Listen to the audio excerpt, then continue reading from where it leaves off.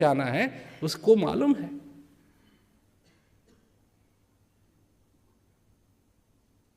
किस चीज को अनसुना करना है, किस चीज को अनसुना नहीं करना है, यह भी मनुष्य को मालूम होना चाहिए।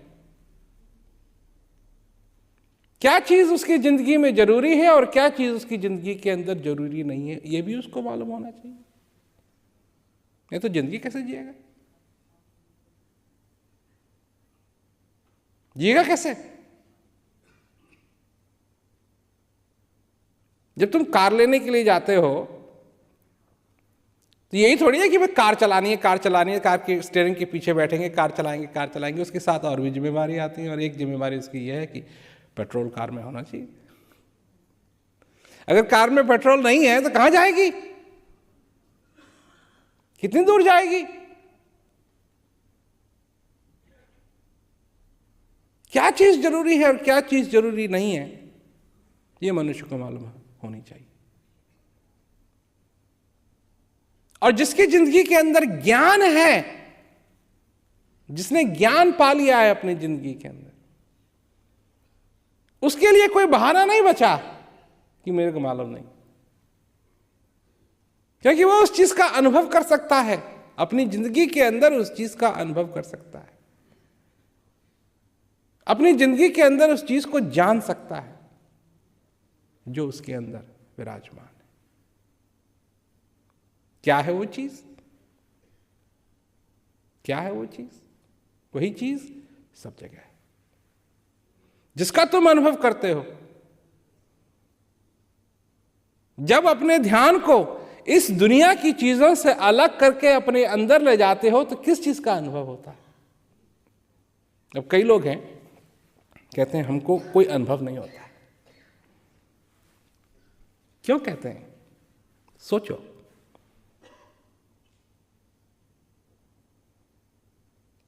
अगर तुम्हारे हाथ में दर्द हो रहा है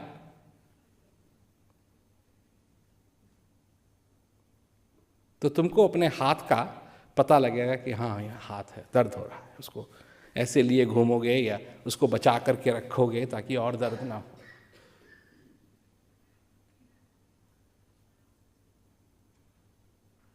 पर जब हाथ में कोई तकलीफ ना हो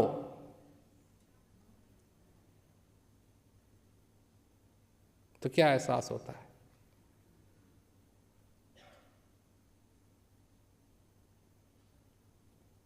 सोचो जरा, क्या एहसास होता है?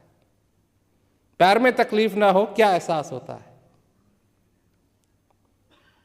सिर में दर्द हो रहा है, सिर के बारे में सोचोगे, मेरे सिर में दर्द हो रहा है।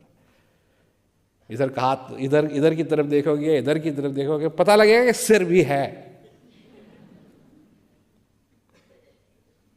तो सोचने की बात है। परंतु जब दर्द नहीं हो रहा है तो क्या एहसास है? अब मनुष्य कहेगा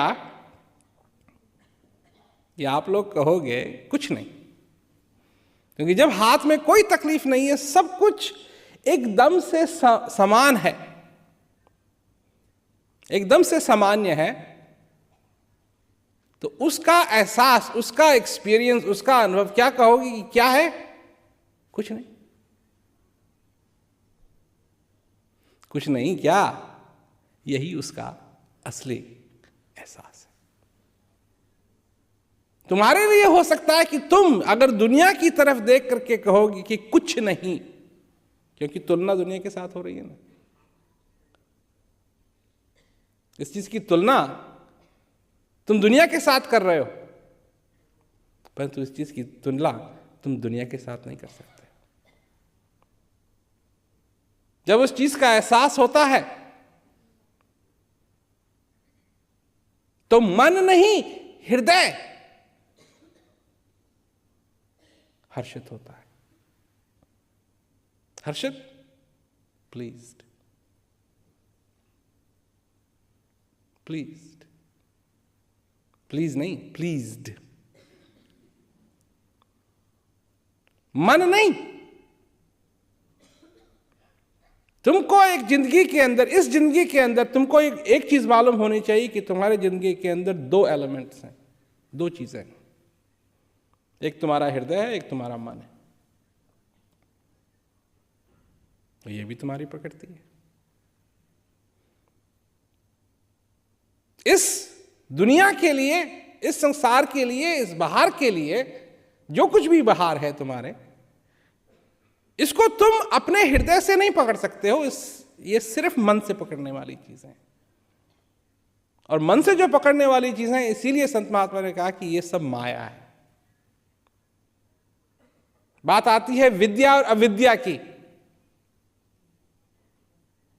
तो विद्या को शास्त्रों में एक ही चीज की विद्या बताई है, एक ही चीज विद्या है, और वो है सेल्फ रियलाइजेशन।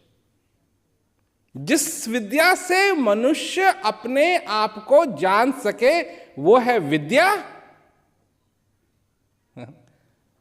और बाकी सब का सब अविद्या। ये लिखा हुआ है। और ये कब लिखा गया? ये कब लिखा गया?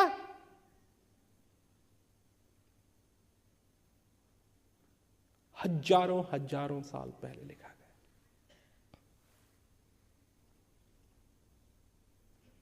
शून्य,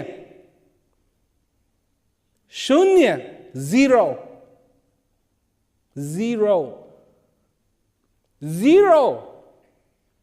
तुम जानते हो जीरो क्या होता है?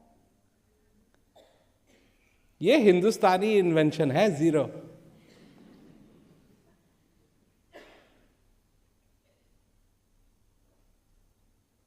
जो कुछ भी नहीं है और जिसमें सब कुछ है।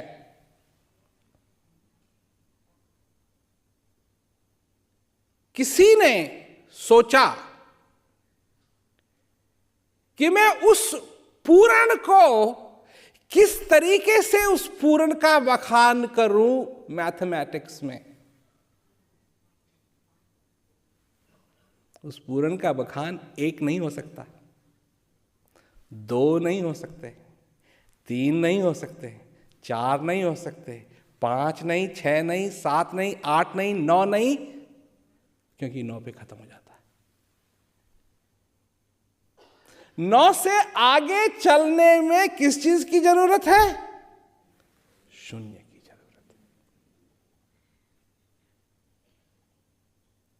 तो कौन सी ऐसी चीज है जो सबके साथ चल सकती है, सबको बढ़ा सकती है भी और नहीं भी है, और उसको एक्सप्लेन किया किस तरीके से? शून्य, इन्फिनिट, जिसका कोई अंत नहीं, जिसका कोई अंत नहीं। क्या दर्जा दिया? कुछ नहीं। जीरो का क्या दर्जा है? कुछ, सब कुछ को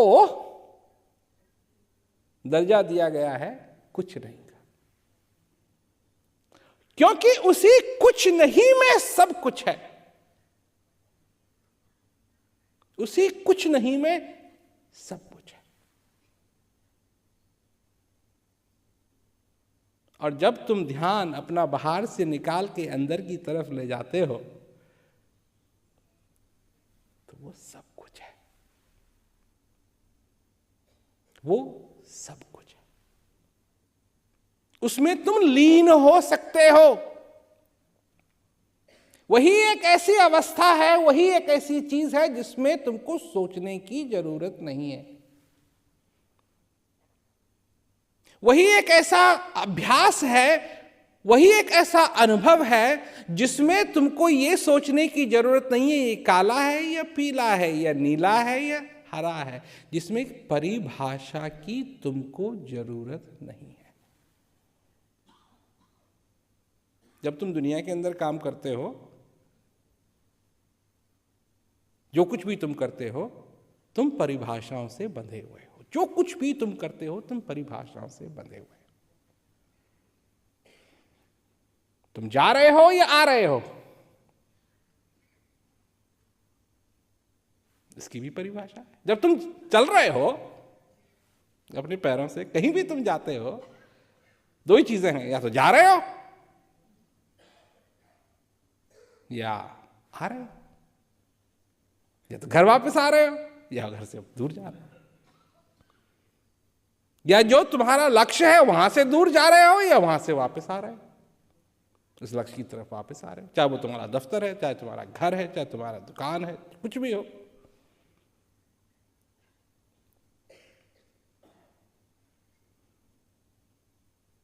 परंतु जब तुम्हारा ध्यान अंदर की तरफ जाता है और तुम उस अनुभव में लीन होने लगते हो, तो ना तुम जा रहे हो ना तुम आ रहे हो।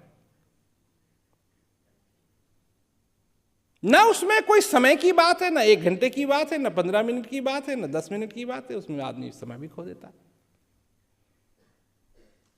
तो वही शून्य की बात हो गई ना, जिसमें सब कुछ है। उसकी परिभाषा क्या हुई? कोई परिभाषा नहीं है उसकी। उसको किसी तरीके से समझाया जा सकता है? शून्य, कुछ नहीं, जिसमें सब कुछ है। ये तुमको मिला है।